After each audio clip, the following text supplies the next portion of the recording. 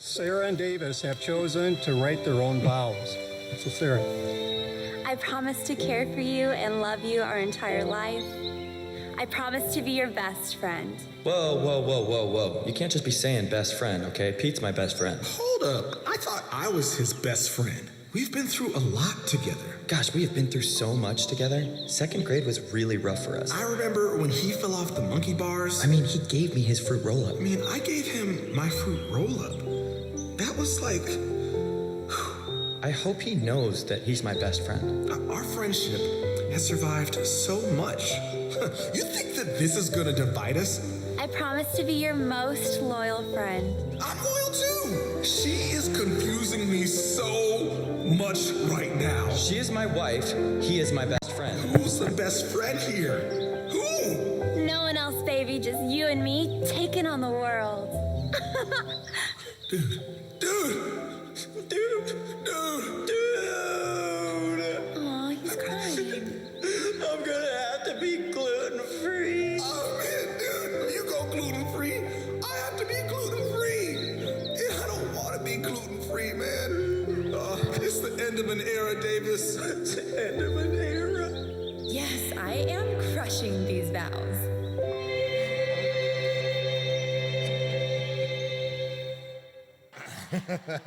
Hey, well, again, welcome back. We're glad that you guys are here for week number 2 of Good Marriages Don't Just Happen. Yes, and we were so thankful for all the nice comments that you guys made, and we just hope that you have a good time again tonight like you did last week. And we wanted to say for those who are here for the first time, again, that we're not licensed marriage counselors, and we don't have the perfect marriage, but we've been married for 30 years, and we have really learned a lot in those years, and we're like still a work in progress. We are still learning a lot. Yeah, we're going to talk about tonight about communication in marriage. And when we were putting this together, I said, man, I wish we would have just had a video. And she says, why?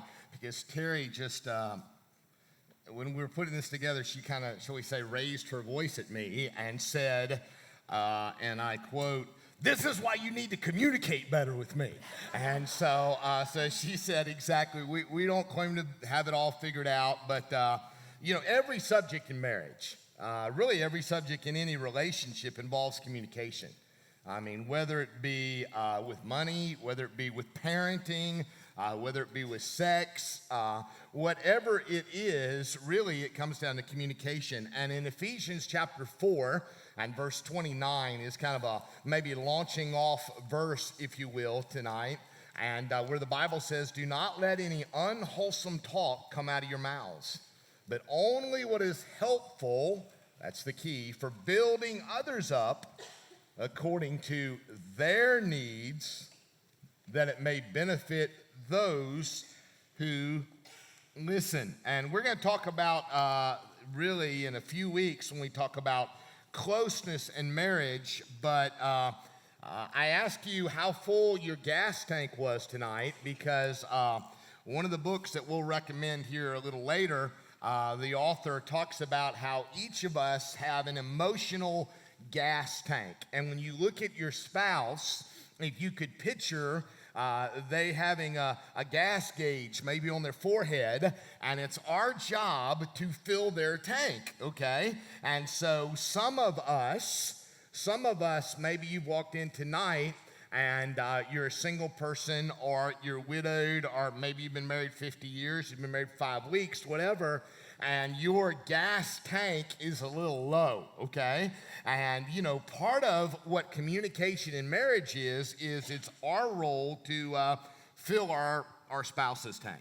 Yes, we all know that's really important, and we want to have good communication with our spouses, but there are barriers in our communication. And so they're number 1 on your handout. We're just going to kind of list some of the barriers. But before we do that, I kind of thought we would, Thomas, do we have the poll results as you came in? I had you text love to a thing, and we're doing a live poll, and you voted. Can you put it up there? Okay, so a lot of you saw, how many F's do you see? Is that the current one, Thomas, or is that the old one? That's the current one. A lot of them are guessing 5.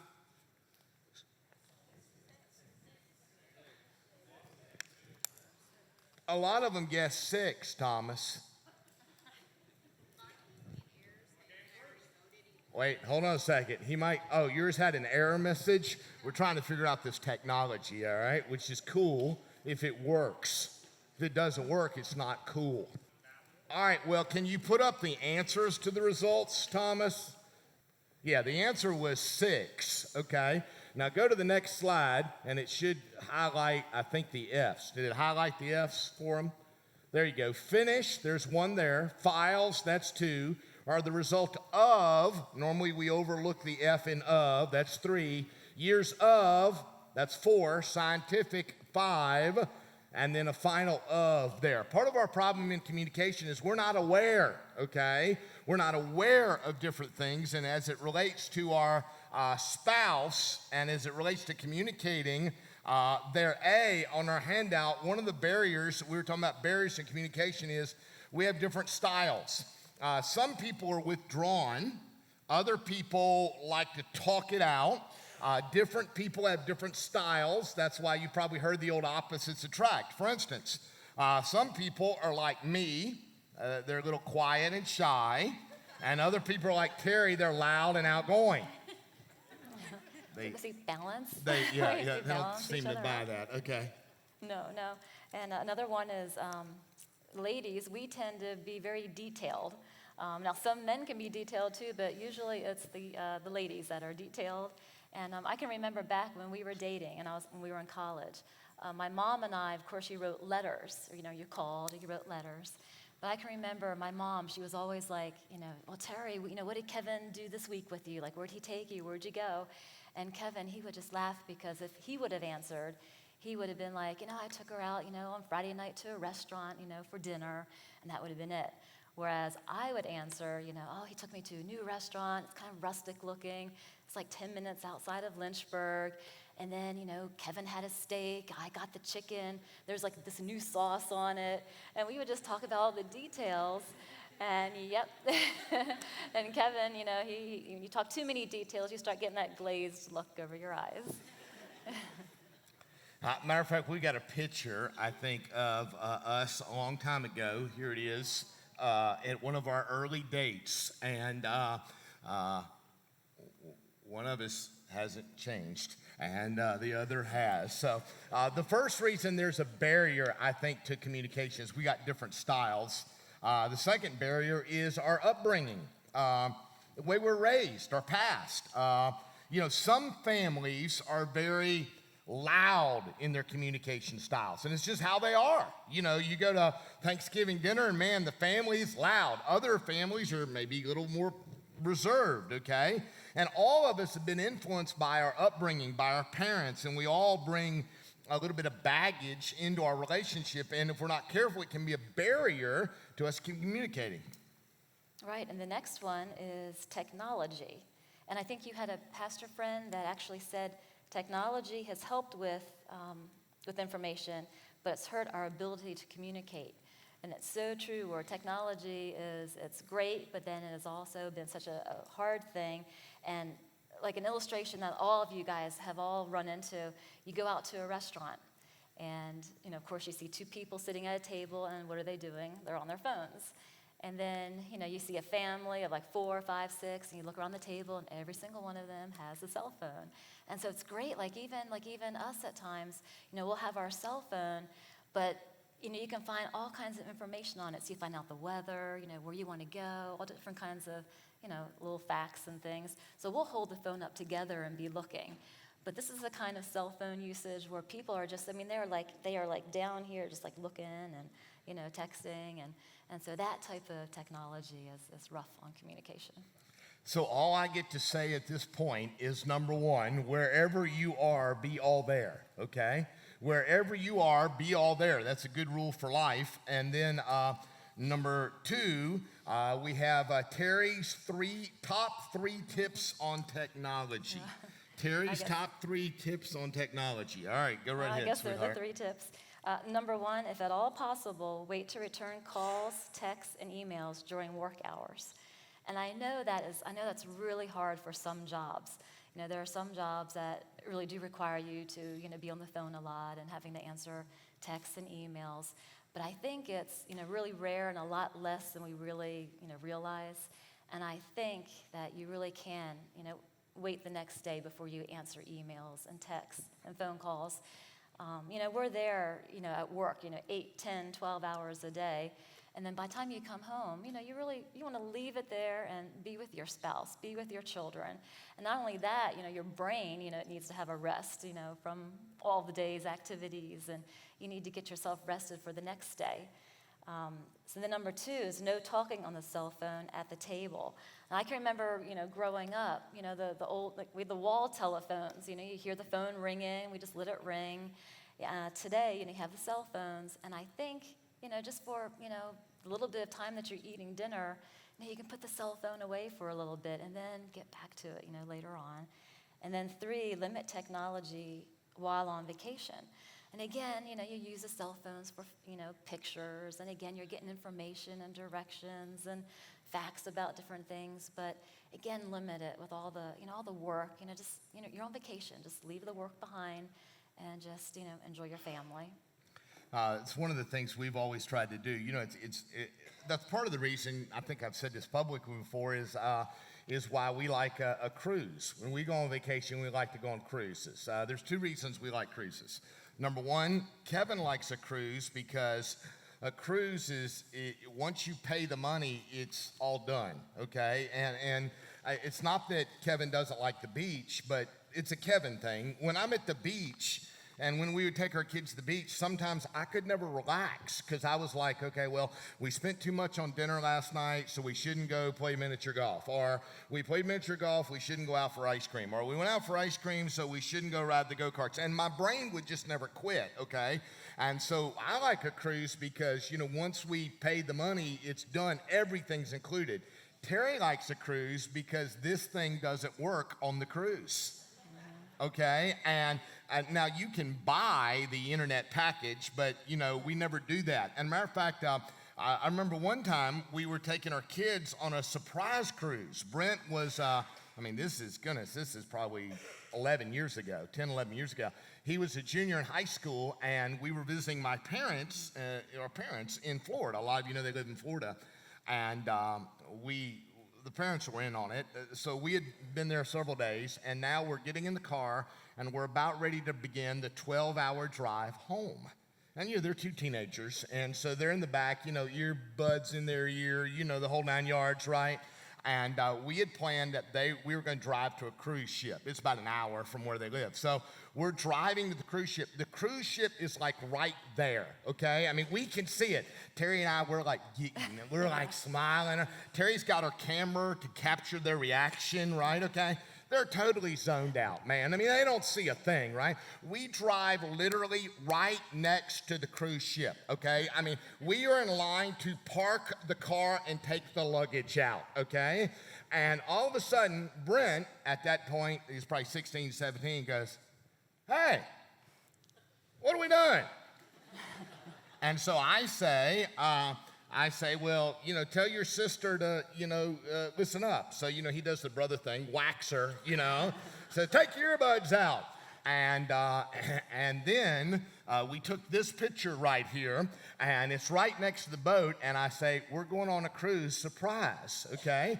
And then I say, you have 1 hour before the boat leaves. And they instantly go in panic mode because they realize all the plans they'd made. So the next picture shows Brent not eating lunch on the cruise, texting all his buddies, "Hey, I'm not going to be there this weekend." And then the next picture shows Ashley basically doing the same thing. And they're like, "Oh no, what are we going to do?" Because so many times when we're on vacation, have you seen people at vacation? They're at the beach, they're wherever, and they're not communicating with one another because of technology. Save till after the vacation. Terry's tips is to save till after the vacation to post all the pictures on Instagram or Insta Story or Facebook or social media or all that kind of stuff, okay? Just enjoy the time while you're there with those folks, all right? And then number D, or letter D, is there's so many pressures in life. I'm going to give you a great verse that's going to encourage you here. 1 Corinthians 7:28. Those who marry will face many troubles in life. Isn't that great? It's a great verse. Huh? Well, you can look it up. It's right there. So if you're here tonight and you're single, okay. And if you're engaged, let me read it again to you, okay? Those who marry will face many troubles in life. And it's true, right? I mean, think about it. Years ago, what happened? People would come home from work. Maybe they're out on the farm. They'd sit on the front porch. They'd swing on the swing, and they'd catch up about the day. They'd sit. Now, what do we have? We have rockers on our front porch, and we hardly ever use them. Right? Life is busy. There's practices, there's projects, there's job, there's sports. Even at church, life's busy. So pressures in life. Yes, and then we're tired. I can remember also, like in the beginning here, where again I tend to save all my words up for Kevin by the end of the day. And when he would come home, I would just want to, just start talking to him right away. And I learned quickly that he needs like 15 to 20 minutes just to totally chill. He needs just, sit down somewhere, just relax and just chill for about 15, 20 minutes. And then I can start talking with him then. Yeah, and it was especially with those of you that have small children at home, that's especially the case. Especially if, maybe mom is a stay-at-home mom and, she's been dealing with kids all day. And guys, you walk through the door, you think it's you. It's not you. She just wants to talk to an adult, okay? All right? She's been talking to a kid all day. She just wants an adult conversation, and you're just like, whew, okay? And like I said, sometimes Terry said, we're just tired. So I think we're fearful. We are fearful of being honest. We're fearful of sharing our emotions, of maybe being rejected if we're completely open and honest. Guys, sometimes men, if we're not careful, we see really sharing of our deepest thoughts as a sign of weakness. Or maybe we worry that our girlfriend, our fiance, our wife, wherever stage you are, we worry that maybe we will cause them to worry more if I really share what's going on, okay? And I don't want to cause her to worry more, so I tend not to share what's going on. And we forget, number one, her greatest needs. Somebody wrote a great book called His Needs, Her Needs. This author's premise was the lady's greatest need, number one, is security. Number two is communication. And then number three, we don't often think about this as relates to ladies, but it is sexual fulfillment. And then number two, his greatest needs, ladies, his greatest needs, your man's number one greatest need is respect, okay? The boss can be all day, okay? But he has to know that, you respect him, you're grateful. And then his second greatest need is sexual fulfillment. And then we don't think about this for men, but another great need for men is communication. So I think we're fearful. And then G, what's the next one, sweetie? Yes, the next one is we choose the wrong time. So many times it's not what we say, it's how or when we say it that makes a difference.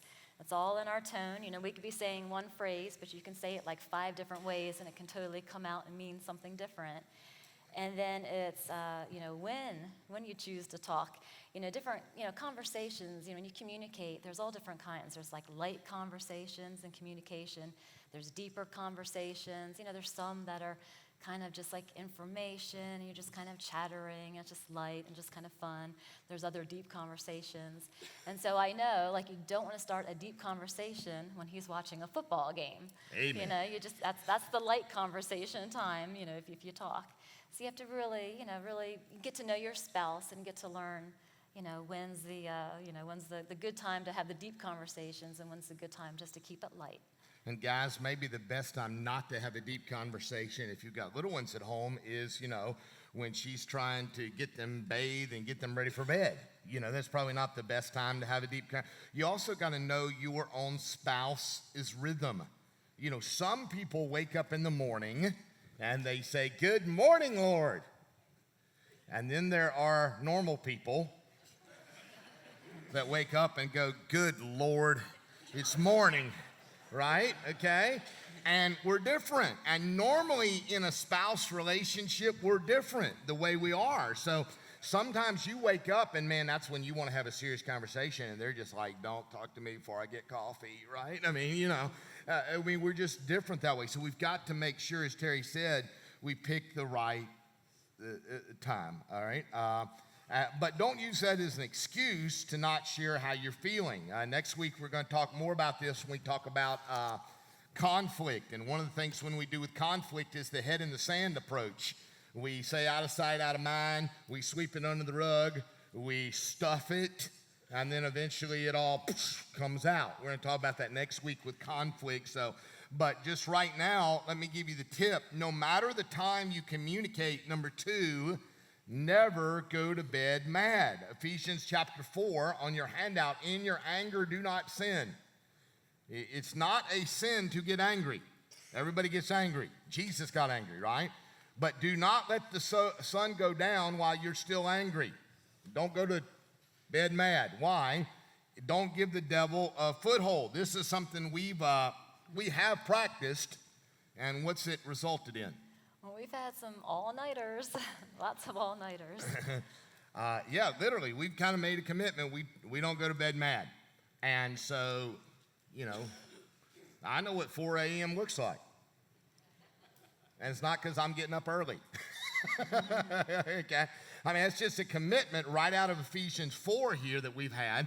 And what it's meant for us is sometimes, we're going to talk more about this next week, is that. So that is some barriers to communication. Number 2 on your handout, we thought, well, what are some basics of communication? It is hard. It's difficult.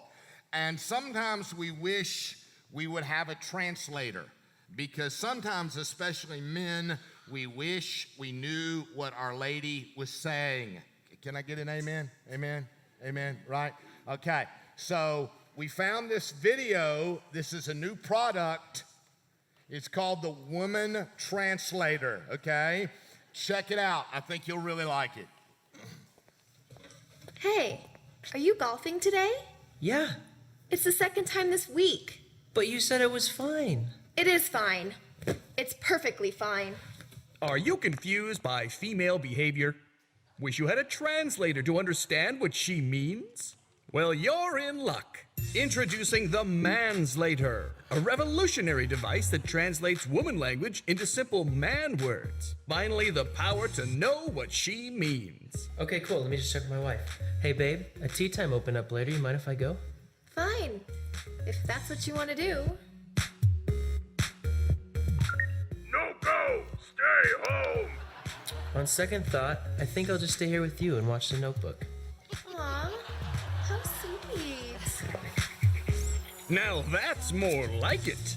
The Manslater uses emotion deciphering technology to help you out of the toughest jams. Hey, is everything okay? You sound upset. Why would I be upset? Forgot anniversary, jerk! Oh, no way. Happy anniversary, babe. You remembered. Come on, of course I did. Thanks to the Manslater's patented FemLogic processing chip, now any man can decode statements like, Are you wearing that? You change, now! Hey, do you want to get some coffee? Me want coffee! Do you think she's pretty? You think she prettier than me? Oh, you're such a good friend. Me never date you! I'm fine. Me not fine! I'll be ready in 5 minutes. Me ready 30 minutes! Do whatever you want. You no do what you want.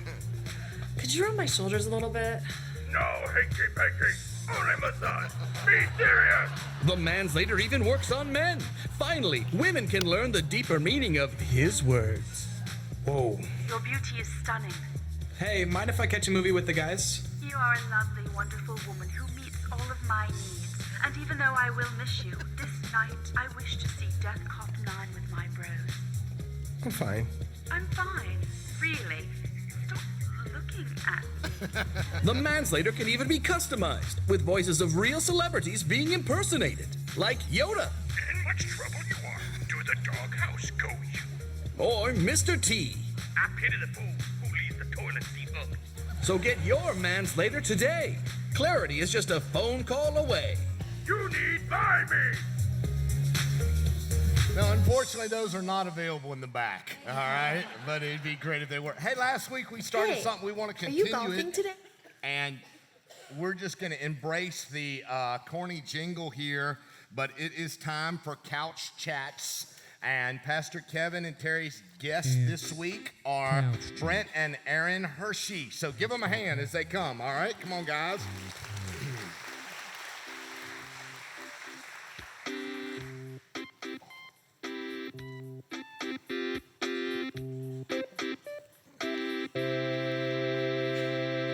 Well, thank you guys for being part of Couch Chats.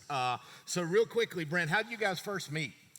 Yeah, we got this question on here, and I told Aaron. Is your mic on? Pop that thing up. There you go. So when we got this question, when and how did you guys first meet? I looked at Aaron and I said, "Don't worry, I got this."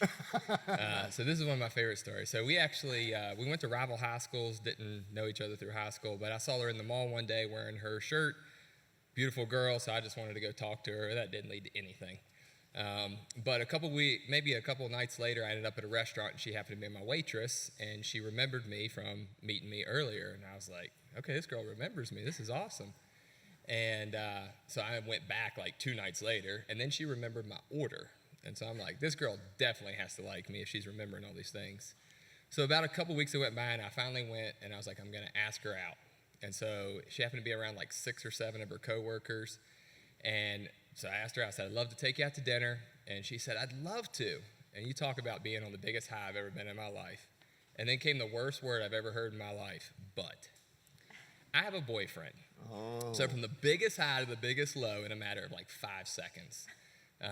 But ended up working out about a month or 2 later. I ended up back at the restaurant, and we got to talking again. And she invited me to hang out with some friends of hers, and kind of took off from there. Her and her boyfriend had broken up, and kind of worked out from that point on for us. So, Aaron, how long you guys been married? 11 years. 11 years, and you got how many children, and what are their ages? We have 2 little girls. They're 3 and 7. 3 and 7. Okay, so last week for Couch Chats, remember we had a couple that had been married for over 50 years, and so this week, somebody's not been married not near that long, but 11 years. So, hey, we've been talking about communication in marriage, and we know it's crucial, with small kids and the busyness of life. And Brent, we know you run a business there with State Farm, work, kids, activities. How do you two find time to communicate? I mean, what works for you guys? One of the neatest things that I think that Erin does, she has the privilege to stay home with our youngest daughter, and then she's able to get the oldest one, but she still does work at times. And the neatest thing for me, though, is we communicate throughout the day quite often, whether it just be a text message or whether it's a phone call. Multiple times throughout the day, she's always reaching out to me, and it might be, hey, I was in the Word today, and this is what God was talking to me about, or just this week, sending a picture of Caden building a pizza with Play-Doh. And it's little stuff like that sometimes that she might forget to tell me at the end of the day, but I feel by getting that message throughout the day and having that conversation during the day, I feel like I'm right there with her in that moment. And then I would say one of the biggest things, and you guys touched on it last week, is a calendar. It's on our fridge, and that is like our glue. Like, if it's not on there, it's not happening. Like, in my opinion, it's not happening. And I'm like, it wasn't on there, so I didn't know. But that helps so much. And we have the kids' stuff. We have everybody's stuff on that calendar. And we look at it multiple times a day. We talk about it the day before. So, we're constantly talking about our schedule. And then one resource that I did want to touch on with the calendar is this book. I had the privilege of going through this book. It's called Boundaries. I did this with Katie Sutler. And it's awesome. It's a game changer. And it really helped me learn how to say yes, and especially how to say no. I have a really hard time saying no to somebody. And so it really helped me to say that and protect my time. I know what I'm protecting. And so our calendar, that's a huge thing for us. And then Aaron, how does Brent help you with communicating in your marriage? All right. So I took notes. I'm super nervous to be in this situation, so I'm going to read my notes. I hope that's okay. But with Brent, For me personally, we begin and end each day together. He shares with me everything. I mean, if it's something that he's excited about, if it's something that he's struggling with, we talk about everything. We talk about finances. We talk about literally everything. He makes me feel like a priority in his life. I've never one time felt like work was more important. He's really good about leaving it at work. Like you said, he can leave it there. He knows it'll be there the next day, so he just leaves it there. He really doesn't bring it home with him. And then he makes time for me. He prays with me. He asks my opinion and my thoughts on pretty much everything. If he's making a decision, he will run it by me. Everything except one thing, and that's the color of his pants. Don't. That's not me, just so you know. That's all him. So, That's great. just saying. But he really does. We have a date night. We are so blessed. We have a date night every single week, every Thursday. It's our date night. My dad comes and watches the girls, and we have a date night and just set aside that time, and that gives us great time to just talk about everything.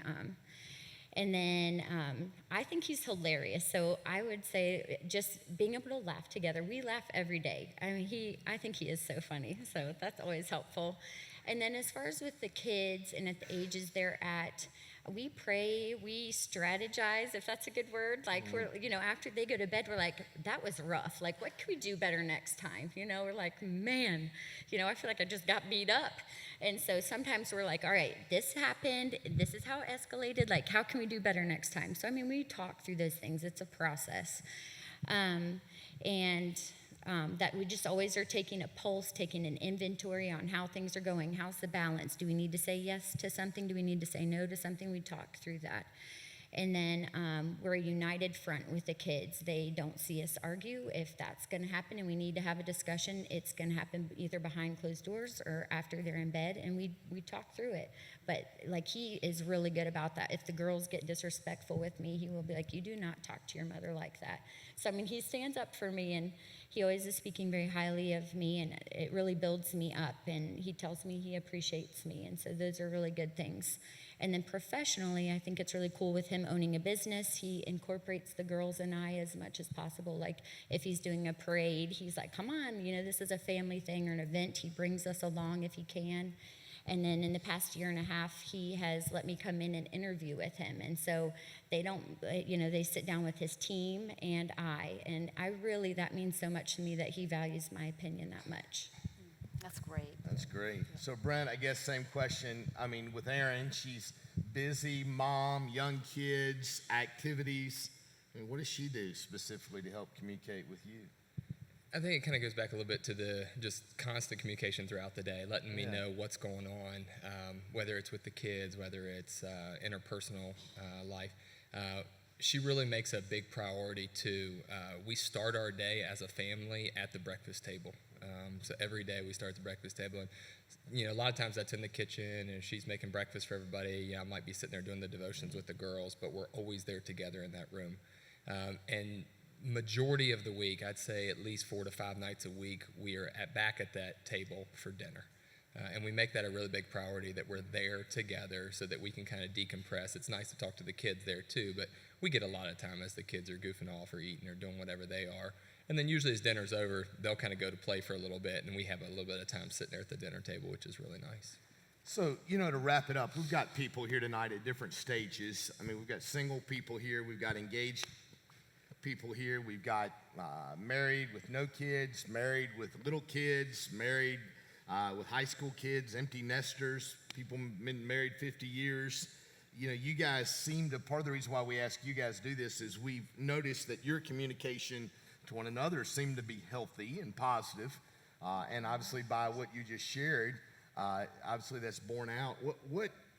Just in a minute or two, what advice would you give to folks? I think one of the biggest things for us was, before we got married, was our premarital counseling. That was absolutely critical, because there was a lot of things that we got into in premarital counseling when, I'm just, lovesick over this girl and thinking, the world's going to be great, kind of like these videos are teaching us. And reality hadn't quite set in. But to have the pastor at that time speak truth into us and kind of, tell us what to expect as what we were getting into that. One of the things that really stood out to us that he shared was his wife's father was a mechanic. I mean, through and through. So her expectation was all men fix cars. I don't fix cars, by the way. And so, but if Aaron has that expectation of me and I don't fulfill that expectation, then there's a communication barrier. So one of the biggest things is communicate with that. Communicate your expectations, but do it respectfully.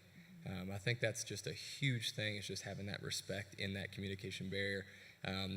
Any rift that we have ever had in the 12 years that we've known each other, 11 years of being married, has all boiled back to a lack of communication. Yes. Every single time when we work it back, when we have that 4 a.m. conversation that we've had before, it boils back to, you said this, but I thought you meant this. And it was, no, this is where I was coming from. And once we found out the heart of the other person, it wasn't an issue any longer.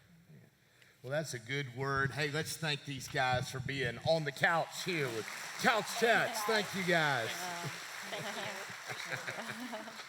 It's Couch Chats with... Man, they didn't play the jingle. I like the jingle, Thomas. It's just cheesy. We embraced it. All right, here we go. All right, there it goes. All right, yeah. Hey, basics of communication, real quick. Somebody's got to express themselves, right? I mean, and remember, not just verbally here. Sometimes nonverbal is more important than verbal. Give us an example, sweetie. Well, everybody knows. Everybody has like the look, and it's the tapping. Y'all want to see her look, don't you? Yeah, I know you have what to you're look thinking out there. Yeah, that would be a question. Remember, on your notes here, we want you to text in questions, okay? And so you text in questions, but go ahead. You have the tapping, the fingers, and the arms and the legs crossing, all kinds of, there's the body images. You can tell. So maybe a good way to say it on your handout is say what you mean, but don't say it meanly. Isn't that a good word? Okay? Say what you mean, but you don't have to say it meanly. And James 3 is a classic passage that talks about the tongue and the importance of the tongue. And James 3 reminds us that, number one, communication affects my entire life. It affects my whole life. Brent just said it so succinctly there. Every really issue we have in any relationship, not just in marriage, but with our family, co-workers, really deals with communication. And number two, James says we can't master this on our own. That's why we need God's help. That's why we need the Spirit empowering us. We got to depend upon the Lord. But really, my communication reveals, number three, what is inside of me. It really reveals what's inside of me. And so it's so important. Matter of fact, we've got a second little poll up there. Can you put that second poll thing up there, if you would there, Thomas? Is that ready to go right now? All right, so if you want to, we're going to try to do this live, see if technology works. If you get out your phone, you got to text capital K, capital T, and I want you to text it to that number, okay? If we all go ahead and do that, we're going to try to do this right now. Text, if you already have it up, just text the K and then the T, and then you text it, and then hopefully you'll vote. See if it'll respond to us, Thomas. Is it kicking it back to us here?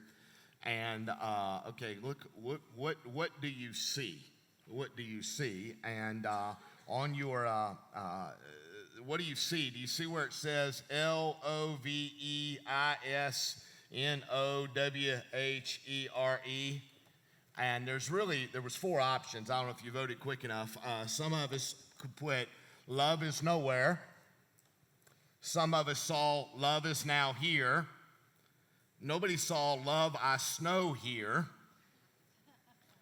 And then nobody voted not sure. So that's a good thing. So we're kind of split there. Half of us think love is nowhere, and half of us think love is now here. I don't know what that tells us about us, but it's cool, okay? And so when we think of communicating, and it's important to express myself, and often that leads to not only do I need to express myself, but B, yes, receiving what is communicated, not just hearing. And, it really is, listening really is a big part of it. Not just to listen with your ears, but with your eyes and your heart as well. it really shows, listening really does show that you care. So many of us are like so many different examples, but when you're talking, casual conversations, like I'll tell Kevin, I love chai tea latte. So if he were just to come, home one week, one night and bring home a chai tea latte to me, I'd be like, oh, this is just so wonderful. He's so sweet to remember that and to think of that. He heard me when I said that. And, like he loves apple pies, So if he were to say to me, hey, I love your apple pie, Terry, when are you going to make one next? And if I surprised him, made apple pie when he came home or, it just kind of tells. You've got many examples, jewelry, different places you like to go to or things you like. I'm just, when somebody's really listening to you, it makes it really special and speaks volumes to you. So we got some proper listening habits here. Right, yes, right? proper listening, it's a skill that you do have to learn. And you listen when you don't feel like it. You need to listen even when you don't have the time to. And you need to listen even when you don't want to. All right, and so, there on your handout, there's some listening habits. We need to focus on what's being said. Rather than how you feel about what's being said. They need to focus on the way it was said. Rather than the words only. Focus on questions. Rather than indictments. And focus on understanding. Rather than judgment. And then there's 5 great listening questions. I mean, when it comes to receiving what, someone's saying to me, when it comes to communication, a great question is, are you telling me whatever? Ask clarifying questions. Repeat it back to them. It really helps. Mm-hmm. The second one's, what did you mean when you said? And then the third great question is, I use this a lot, of all you just said. Because again, as we made on that video, nobody believes, as you're learning tonight, which one of us talks more. Of all you just said, what do you want me most to understand? Go by 1,000 Hills and get a chai tea latte on the way home. That's what she wants me to understand. Now, of all you just said, what do you want me to most understand? And then what do you need from me the most right now? And an apple pie would be nice. Okay. And then number 4, what can I do to help? We talked about that Sunday in the message. Again, on your handout, what you say is not necessarily what they hear. It's not necessarily what they hear. So it's important when it comes to communication, we talk about the basics. There's expressing, there's receiving, and then what is C, sweetheart? And then C is responding to what's communicated, not just with words. In James 1:18 through 20, it talks about being slow to speak and slow to become angry. And Proverbs gives us a lot of good verses on a person finds joy in the right answer. How good is a timely word? The right word at the right time is like a new piece of jewelry. The tongue has power. Reckless words are like a sword. He who guards his words is wise. And so when we think of what Terry just mentioned in James 1, there's number 1, the principle of readiness. I need to be quick to listen. I need to be ready to listen. Even as she said, when I'm tired, even when I'm not feeling good, even at the end of a long day. Second is the principle of reticence. It's a word that means, I'm slow to speak. I'm slow to speak about, myself. I don't dominate my words with I. Remember, it's we, not me. And then I'm slow, obviously, to speak about others. I don't come home and gossip about my coworkers or stuff like that. I mean, clearly that's not effective biblical communication. And then thirdly, slow to become angry is the principle of reluctance. It's interesting that modern psychology says to vent your anger, but James here says be slow, okay? Modern psychology says, just vent it. Now, this doesn't mean you swallow your anger, as we're going to talk about next week. It doesn't mean you just stuff it. And it doesn't mean you don't get angry, okay? Ephesians 4:26 says, in your anger, do not sin, okay? Again, anger is not sin, but it can lead to sin, okay? So we've talked about the barriers to communication, just some basics, expressing, receiving, and responding. And then lastly here is the balance of communication. In Ephesians 4:15, it says, speak the truth in love. And we've got a really good video that kind of goes along with this. Our last video, we've been watching this thing. I don't know if you've seen this video before, but I watched this again today when we're putting it in this presentation, and I've seen it many times, and I'm still cracking up about it. So check it out, all right? It's just, there's all this pressure, you know? And sometimes it feels like it's right up on me, and I can just feel it, like literally feel it in my head, and it's relentless. And I don't know if it's gonna stop. I mean, that's the thing that scares me the most, is that I don't know if it's ever gonna stop. Yeah. Well, you do have a nail in your head. It is not about the nail. Are you sure? Because, I mean, I'll bet if we got that out of there. Stop trying to fix it. No, I'm not trying to fix it. I'm just pointing out that maybe the nail is causing. You always do this. You always try to fix things when what I really need is for you to just listen. See, I don't think that is what you need. I think what you need is to get the nail See, out. you're not even listening now. Okay, fine. I will listen. Fine. It's just, sometimes it's like, there's this achy, I don't know what it is. And I'm not sleeping very well at all. And all my sweaters are snagged. I mean, all of them.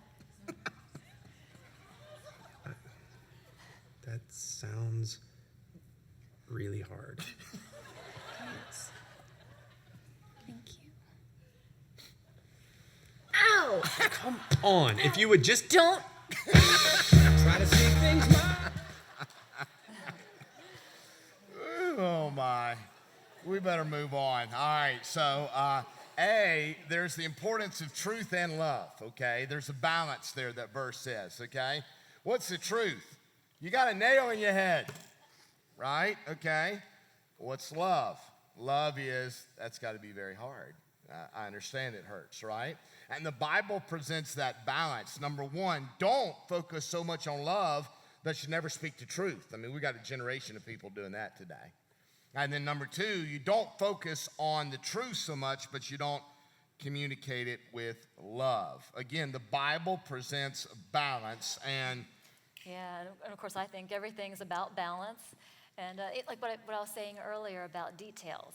You know, you go from, the one extreme where you have lots of details, so you're talking a lot. And then you have, the other side where there's times when Kevin and I can just be in our family room together, and, you just sit there and not say a word. You just watch TV or you're doing something. It's just being together. How many times have you heard that, couples just be together? You don't even have to say anything. But then again, you do want to talk. You want to, have your times where you do talk. So there's that balance of, talking a whole lot, details, to nothing, to just do some talking. So you just, always want to keep things in balance. Do a little bit of everything. And then B, what's the next one, sweetheart? It's the principle of timing. And in Proverbs 15:23, it says, how good is a timely word? And again, just to talk encouraging words, to speak encouraging words to your spouse, the sweet words, the kind words, really encourage him. That's going to go a long way. Really look for those kind words to say to him, not tearing him down, but speaking encouragement to him. So when we think of balance, we have the importance of truth and love. We have the principle of timing. C is the principle of touch. It's real difficult. We've noticed, just to be transparent with you, when our conversation starts to get a little heated, we tend not to be touching one another. Have you noticed that? Okay. And so sometimes when you feel the temperature rising, okay, all right, if you'll just touch one another, it's amazing. The principle of touch. We talked about this a little bit Sunday in the message, the power of Jesus, how he touched people. But it's hard to have a argument with your boyfriend, your girlfriend, your fiance, wherever you are here, you're married. It's hard to have an argument while you're holding hands. It's real hard to have an argument while you have your arms around one another, okay? Maybe there, you're sitting on the couch and maybe, Terry will she'll have her legs up in my lap or whatever. I'll notice that when the disagreement comes, the legs are down. Okay, you know what I mean? I mean, it's the power of touch. We really have a choice. We can keep touching and stop arguing, or we can keep arguing and stop touching. Which one do you want? All right. It's just when it comes to the balance of communication, truth and love, timing, touch, and then D is the principle of trust. Ultimately, you got to trust your girlfriend, your boyfriend, your fiance, your spouse, your future spouse, wherever you are, that your communication will please the Lord. And matter of fact, our daughter-in-law put something up on social media. Yes, our daughter-in-law Bethany, who's married to Brent. I mean, just on Monday night, and some of you are, friends with her on Facebook, so you might have seen this. But she actually wrote something, and I saw this, and I was like, "Oh, Bethany, can I read this on Wednesday night at our marriage series? It's perfect for on communication." And she said, "Sure, go ahead, no problem." So this is what Bethany wrote. She said, I'll talk about it a little bit afterwards here.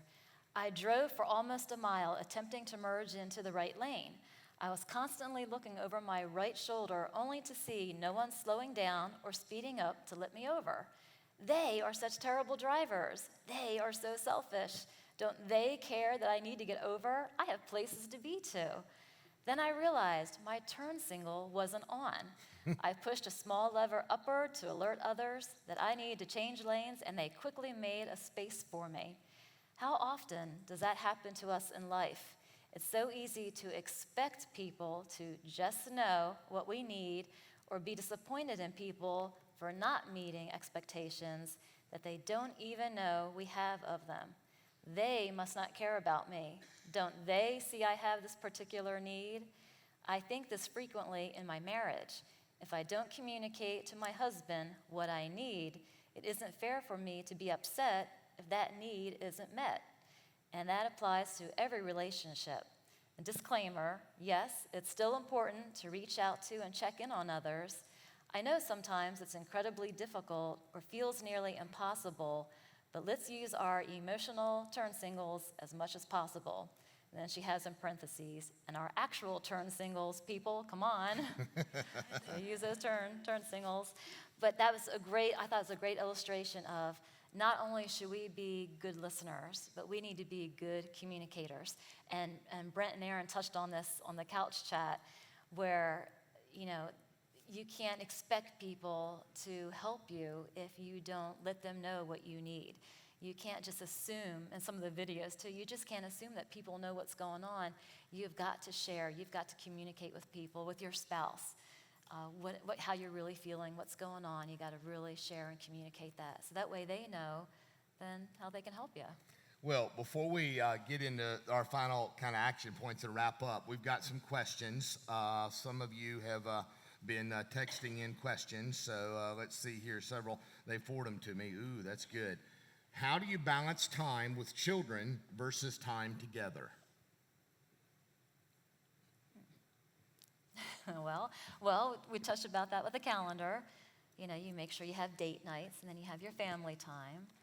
And then just, through the day, you have to have that time to make sure you talk with your children, do things with your children, and then have that time with just your spouse to talk to at some point during the day.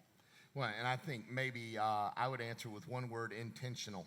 You have to be intentional. You got to be intentional. Whether you use a calendar, however you do, you got to intentionally set some time for our time, family time, children's time. I got to be intentional. That would be the answer. Another one: how does one safely correct a spouse? Safely's in quote here. So we're actually, this leads nicely into next week. Next week, we're going to go over, Kevin and Terry, 7 rules for a fair fight.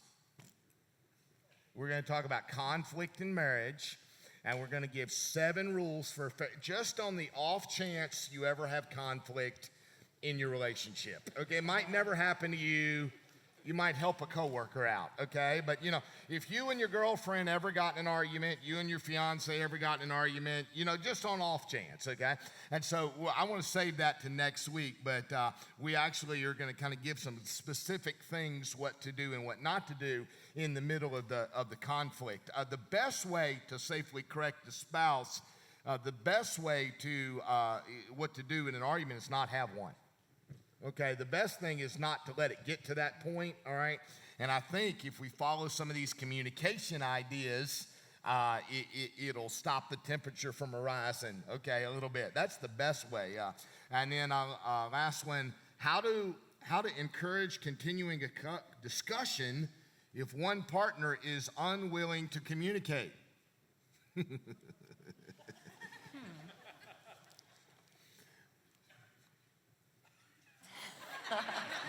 We're seeing these live, guys. It's not rehearsed, okay?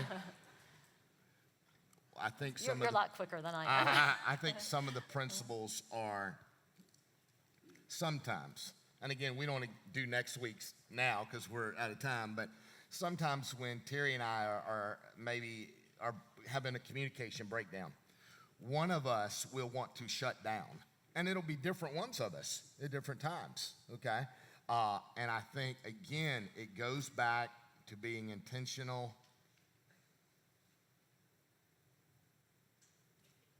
The power of touch. I mean, I think the power of touch is so strong, okay? I think that's a simple thing I can do even when the other one wants to withdraw and they don't want to communicate, okay?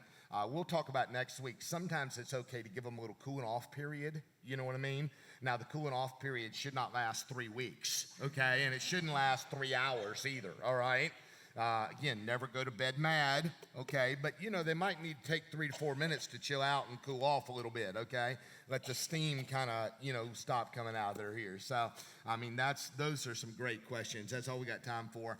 Hey, let me give you the action points real quick, and then we've got some books, and we'll wrap it up. Good marriages don't just happen. You've got to work at it. And again, man, thank you for being here tonight. You're working on your relationship. If you're dating, if you're engaged, if you hope to date one day, you hope to be engaged one day, wherever your status is, man, you're doing it by just being here tonight. Secondly, remember, the Bible says the way we communicate reveals our spiritual maturity, okay? The heart of the issue is an issue of my heart. And if I use sick words, it's because I've got a sick heart. The real issue is a spiritual one. And number 3, the way we communicate either pleases or displeases God. There is no middle ground when it comes to communication. I either please God or I don't. And the way I communicate with my coworkers, my teammates, my spouse, my kids, my parents, wherever you are in life, okay, either please or displease God. And then obviously the first step to improve how we communicate is to let God change our heart. Now, last week, we didn't have some books in. Some of you saw them when they came in. There's a book back there. It's free if you want to pick it up. A little older, Dr. James Dobson wrote a book called Marriage Under Fire. If, you know, one per couple on your way out, if we have enough. And then Terry talked about these books last week, The Power of a Praying Wife and Husband. I just noticed this. This book says The Power of a Praying Wife, over 8 million sold. The Power of a Praying Husband, over 2 million sold. Kind of funny, right? And but the details, you know, remember I was talking about details, it's detailed prayers, so that's really neat. So those are cool books. And then we have a little workbook. There's not a lot of them called, you know, if you feel like you really need to improve your communication. This is a good Bible study you can do together. And then, man, if you leave here with nothing else, this is kind of like an Our Daily Bread for couples. It's called Nightlife. Terry and I have went through this in the past, Dr. James and Shirley Dobson. And what it is, each day is kind of like one page, a suggested verse, a little article, suggested prayer. Again, it's kind of like an Our Daily Bread for me that with couples. So we'd really recommend that book. We've got a bunch of those back there. If you're not in the habit of doing anything together like that in a way, this is kind of a good surface level, first step, easy kind of thing. It's not a big deal. It's not, spill your guts and share your feelings every night. And, it's not going to turn into a 20-minute discussion, guys. Okay, you can do this, all right? All right? And so we just wanted you to know that, okay?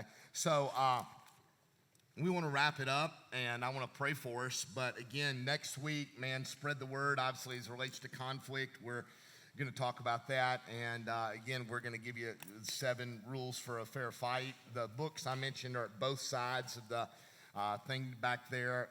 The church bought them. If you don't have cash with you tonight, there'll be somebody standing there. Don't worry about it. I mean, you pay on the app, put it in the offering plate Sunday, and if not, you just use one, and it's take one, and it'll be good. Okay, it's all good. So we just want you to know that. So hey, I asked you earlier whose gas tank was, how much gas you had in your tank.